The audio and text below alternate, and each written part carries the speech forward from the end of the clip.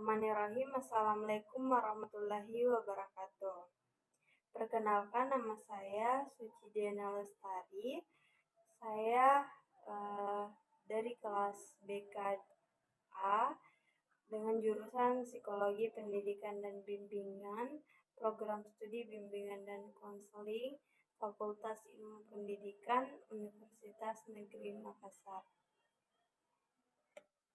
Tujuan saya untuk membuat video ini untuk memenuhi salah satu tugas UAS mata kuliah praktek BK Belajar, di mana saya mempraktikkan mengenai konseling kelompok.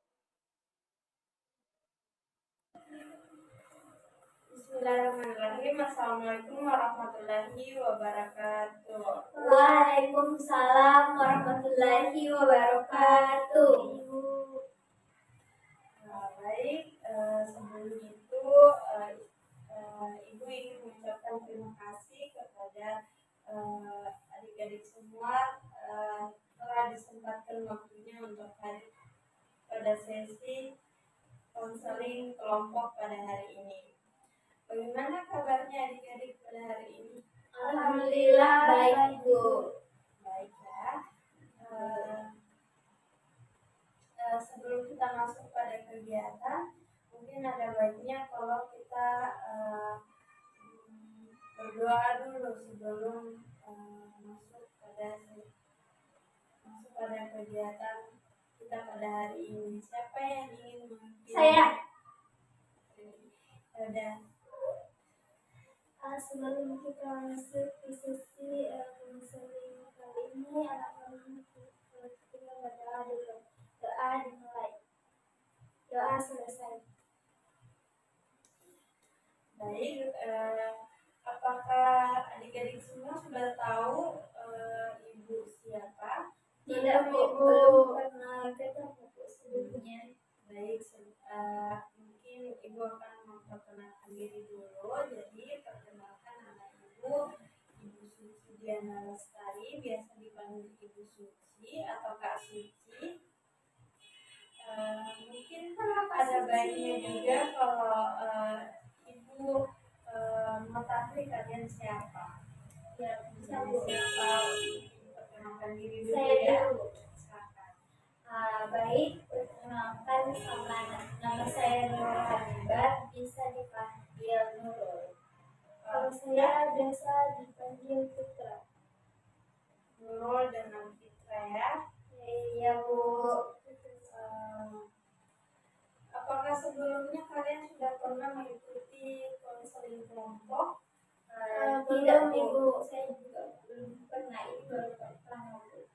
Jadi kalian juga tidak tahu apa itu konseling kelompok? Iya, belum, Bu.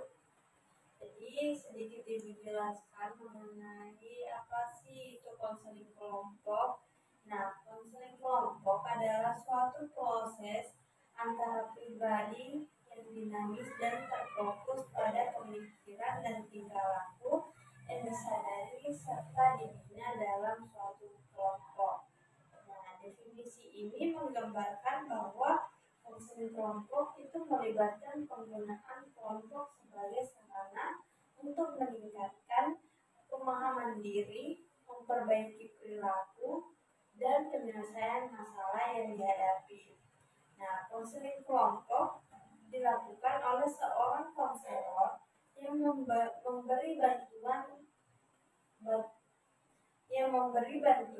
umpan balik dan pengalaman belajar kepada individu yang membutuhkan dalam konteks kelompok. Nah, ada tujuannya yaitu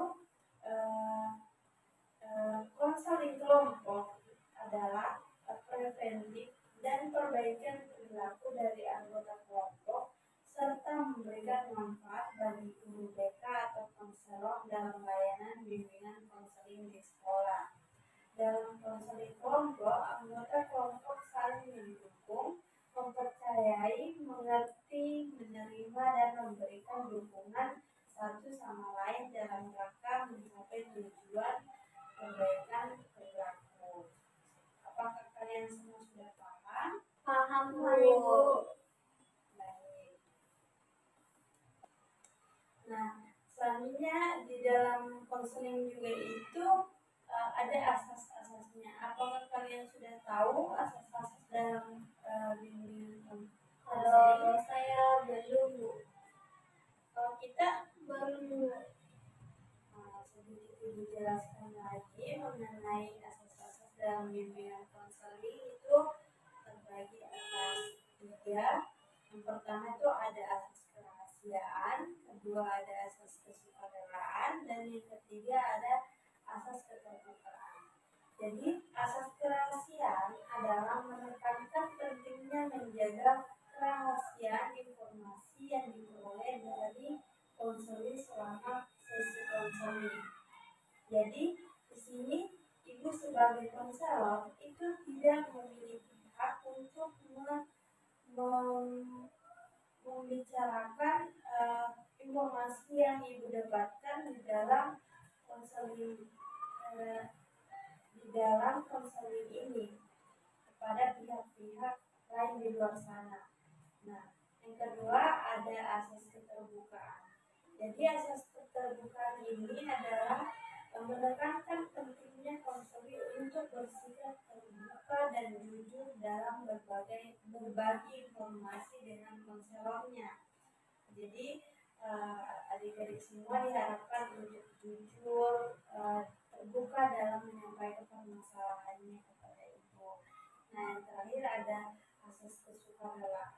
Jadi asas kesukarelaan ini adalah menekankan bahwa partisipasi dalam proses bimbingan dan konseling harus didasarkan pada kemauan atau kesukarelaan konseling. Kalian datang ke sini atas dasar kesukarelaan sendiri atau ada paksaan dari pihak lain? Kalau saya, Bu, atas kemauan sendiri. Saya juga, Ibu. Alhamdulillah ya, kalian datang ke sini atas kemauan sendiri. Jadi sebelum kita masuk kepada tahap peralihan, Ibu akan bicara mengenai kontrafaktur. Jadi di dalam konseling kita kali ini kita akan melakukan kegiatan selama 15 menit ke depan. Apakah menurut kalian itu sudah cukup? Iya, Bu, sudah cukup. Dan kalian setuju? Setuju, Ibu. Sangat setuju. Baik. Jadi di sini langsung saja kita ke tahap peralihan. Pada sesi konseling kelompok kita pada hari ini itu membahas tentang belajar. Nah, apa ada yang ingin memulai ingin berbagi pengalaman atau pendapatnya mengenai rendahnya minat belajar? Misalnya siapa? Saya, Ibu. Silakan.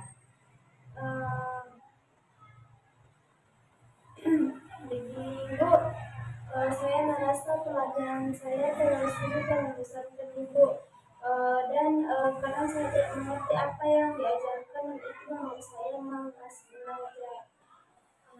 Ya benar, Bu, jadi saya juga merasa seperti itu, dan selain itu juga tugas yang diberikan itu terlalu banyak, jadi saya tidak punya cukup waktu untuk bersantai dan juga bermain dan juga pergi bersama teman-teman saya, Bu. Baik, terima kasih atas keterbukaan kalian dalam menceritakan permasalahannya. Ibu rasa paham dengan perasaan kalian. Mungkin di sini ada di antara kalian yang merasa pelajaran kurang relevan dengan kehidupan sehari-hari.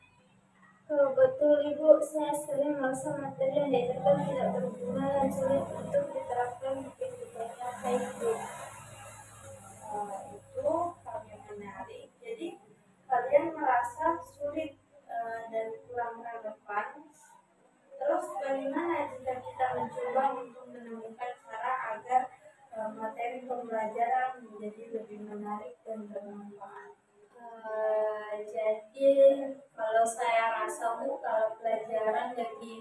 bisa lebih interaktif dan ada kaitannya dengan hal-hal yang kami sukai. Itu akan bisa membantu misalnya belajar dengan video atau juga belajar dengan permainan yang edukatif. Nah, itu ide yang bagus. Kita bisa mencoba dengan metode pembelajaran yang lebih interaktif ya. Apalagi yang bisa kita lakukan untuk membuat belajar lebih menyenangkan menurut kalian? Silakan. Saya Ibu, mungkin kalau guru bisa memberikan contoh nyata atau cerita menarik yang berkaitan dengan materi dan mungkin saya akan lebih tertarik Ibu. Iya, dan betul sekali mungkin kita bisa belajar di luar kelas kadang-kadang seperti studi lapangan ataupun kunjungan ke tempat-tempat yang berhubungan dengan pelajaran. Ibu rasa semua saran kalian itu sangat baik. Ibu akan bicarakan dengan guru-guru mata pelajaran kalian mengenai penerapan beberapa metode yang lebih menarik dan relevan yang seperti kalian katakan tadi. Nah, bagaimana dengan motivasi diri sendiri? Apakah ada cara yang bisa kita lakukan untuk meningkatkan motivasi pribadi kalian? Mungkin kalau kami diberikan kesempatan untuk mengenali beberapa topik yang ingin dipelajari, kami akan lebih termotivasi Bu. Ya betul sekali, dan juga kalau ada penghargaan ataupun pengakuan atas usaha yang kami lakukan itu juga bisa menjadi motivasi tambahan. Baik, terima kasih atas masukannya. Ibu rasa sangat Ibu sangat menghargai kejujuran dan ide-ide kalian. Di sini kita akan berusaha untuk membuat belajar menjadi lebih menyenangkan dan bermanfaat. Sementara itu, cobalah untuk tetap berusaha menemukan hal-hal positif dalam setiap pembelajaran dan jangan ragu untuk meminta bantuan jika merasa kesulitan. Mungkin mari kita bekerja sama untuk meningkatkan minat belajar kita.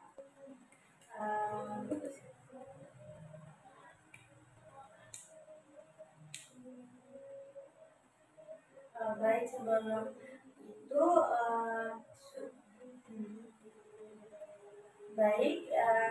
sekarang kita ada di tahap pengakhiran. Jadi di sini Ibu ingin mempersilahkan kepada salah satu dari kalian menunjukkan dari hasil bimbingan konseling kita pada hari ini. Saya Bu, Silakan.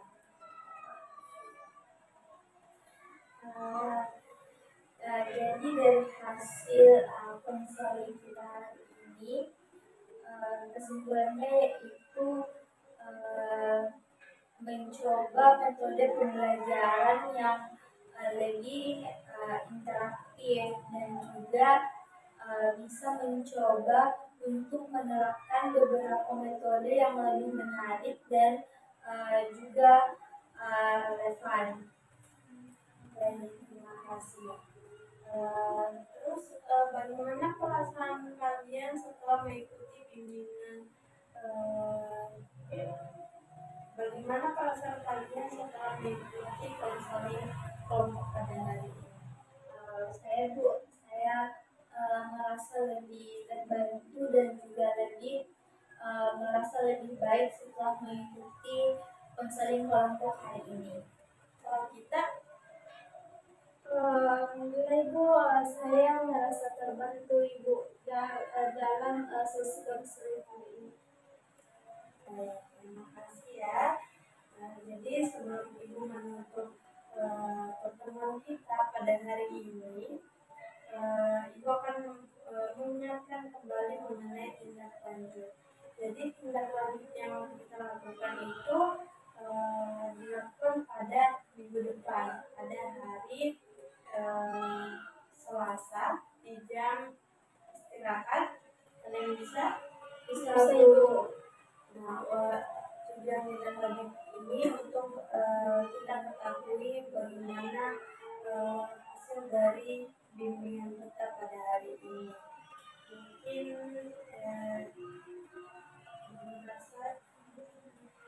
Mungkin Ibu rasa sudah cukup. Ini sudah 15 menit kita melakukan pelayanan.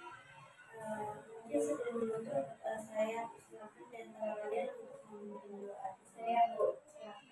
Baik, sebelum mengakhiri kegiatan konseling kelompok ini, mungkin alangkah baiknya kita menutup dengan membaca doa dimulai.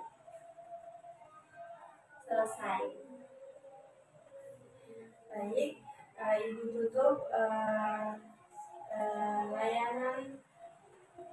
Baik, Ibu tutup kegiatan kita pada hari ini. Semoga apa yang Ibu sampaikan dan apa ide-ide yang kalian sampaikan tadi itu bisa terlaksanakan secepatnya. Mungkin sekian. Ibu tutup. Wabillahi taufiq wal hidayah. Wassalamualaikum warahmatullahi wabarakatuh. Waalaikumsalam warahmatullahi wabarakatuh. Terima kasih, Bu. Sama-sama.